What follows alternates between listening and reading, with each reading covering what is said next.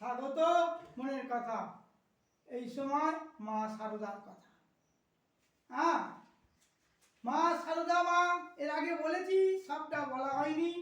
আমাদের এই বাংলারই এক পল্লী গ্রামে জয়রামবাটিতে হেমন্তের এক শুভ সন্ধ্যায় মানবী তনুতে আবির্ভূতা হয়েছিলেন এমনই একজন মা, যিনি একটি সন্তানকেও গর্ভে ধারণ না করে শুধু অপার্থিব স্নেহ ভালোবাসার দ্বারা হয়ে উঠেছিল সমগ্র বিশ্বের জননী। তিনি হলেন আমাদের সকলের মা শারদা, যিনি নিজে মুখে বলেছেন, আমি সত্যিকারের মা, গুরুপত্নী নয়, পাতানো মা নয়, কথার কথা মা নয়, সত্যকার জননী। মায়ের স্বার্থশূন্য ভালোবাসায় ভরা পবিত্র জীবন আমাদের মুগ্ধ করে। মায়ের চারিত্রিক বৈশিষ্ট্যগুলো আমাদের তার প্রতি আকৃষ্ট করে। মা বড় বড় বই লেখেননি, বড় বড় সভায় বক্তব্য রাখেননি, বিশ্ববিদ্যালয়ের কোনো উপাধিও তার ছিল না। তিনি শুধু একটি তুলনাহীন মহাজীবন যাপন করে গেছেন। অবতার বরিষ্ঠায় শ্রীরামকৃষ্ণদেবের সহধর্মিণী হয়েও তার অহং শূন্যতা ভাবা যায় না। আমাদের মা গর্ভে ধারণ না করলেও তিনি যে আমাদের সকলের মা, তা তার জীবন দিয়ে দেখিয়ে গেছে। হ্যাঁ, ধনী দরিদ্র, সৎ অসৎ, মূর্খ জ্ঞানী, সন্ন্যাসী, গৃহী, স্ত্রী পুরুষ, হিন্দু মুসলিম নির্বিশেষে মা তার জগৎজোড়া সকল সন্তানকে নিজের কোলে স্থান দিয়ে গেছে। এমনকি কারোর প্রতি ভালোবাসা তার কমতি ছিল না। মা ছিলেন সর্বং সহা, স্বার্থশূন্যা ও নিত্য ক্ষমাশীলা।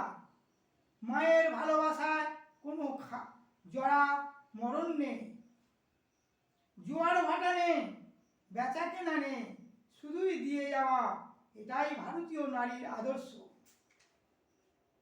জয়রামবাটিতে মা যখন থাকতেন, পাশের গ্রাম থেকে মাথায় করে সবজি আনাজপত্র এনে কুন্নকুটে নিজের হাতে পঞ্চব্যঞ্জন রান্না করে পরিবেশ করে যেচে খাওয়াতেন। আবার খাওয়া হয়ে গেলে নিজেই এঁটো পরিষ্কার করতেন।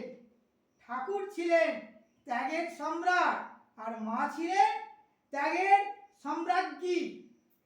ঠাকুরের দেহ চলে যাওয়ার পরে কামার পুকুরে তার মা শতছিন্ন কাপড় গেরো দিয়ে পড়তে, ঠাকুরের নির্দেশ মতো নিজের ঘরে থেকে শাক ভাত খেতে আর হরিনাম করতে। তবে ভাতের পাতে নুন জুটত না। দক্ষিণেশ্বর থেকে প্রাপ্য 7 টাকা মাসোয়ারা পেতেন। সেই টাকা খাজাঞ্চি মশাইকে বন্ধ করে দিতে বললেন। খাজাঞ্চি মশাই এ ব্যাপারে জিজ্ঞাসা করায় মা বলেছিলেন, ঠাকুরই চলে গেলেন, টাকা নিয়ে আমি কি করব। মায়ের কোনো চাহিদা ছিল না, কোনো জিনিসের আসক্তিও ছিল না। তখনকার দিনে লক্ষ্মী নারায়ণ মারোয়ারি দেওয়া 10,000 টাকা মা প্রত্যাখ্যান করেছিলেন। মায়ের কাছ থেকে আমরা এই শিক্ষাই পাই যে আমরা কদিনের জন্যে পৃথিবীতে এসেছি। বোকার মতো ঈশ্বরকে ভুলে শুধু সম্পত্তি নিয়ে লড়াই করি, যা আমরা নিয়ে আসিনি, সঙ্গে নিয়েও যাব না। অদর্শিতা মায়ের চরিত্রের এক আশ্চর্য গুণ ছিল।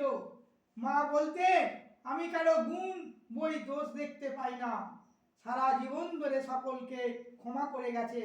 মায়ের বাণী ছিল, যদি শান্তি চাও মা কারো দোষ দেখো না, দোষ দেখবে নিজে। জগৎকে আপনার করে নিতে শেখো, কেউ পর নয়, মা জগৎ তোমার। এটা মায়ের মুখের কথা ছিল না, মায়ের জীবনী পড়লে জানা যায়। দোষী ক্ষমা চাইতে এলে মায়ের ভাবটা ছিল, দোষ করলে কে যে ক্ষমা করবে।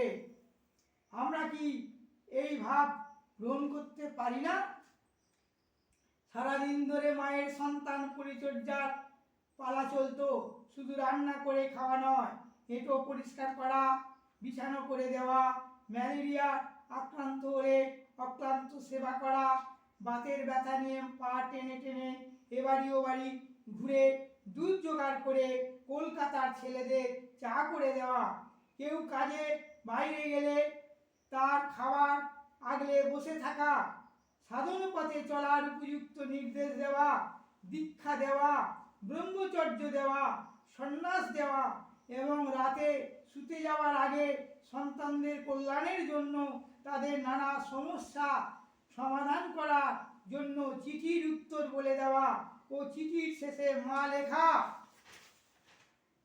মা নারী জাতিকে শিখিয়েছেন ভালোবাসাই তো মায়েদের আসল পরিচয়, ভালোবাসাতেই তো তার সংসার গড়ে উঠেছে।